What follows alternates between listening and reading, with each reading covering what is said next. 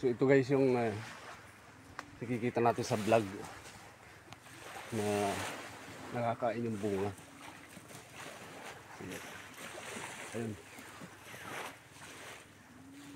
Kulay orange pula na yun. Din nga dito itsura niya pag hilaw pa. Ayan. Ito. Ayan, ganito yung ano niya. Dahon niya. Matinik. Ito yung ginagawang banig. Kung tawagin sa amin ito ay bariw. So ngayon ko lang din alam na ito pala ay kinakain ng bunga. Marami naman to sa amin. So ganito ang itsura niya. Ito. Ito. Ayan. Nakakuha ko ng isa. Ay di, tatlo pala. Tatlo ang nakakuha ko. So titingnan natin yan mamaya guys. Tingnan natin kung anong lasa nito.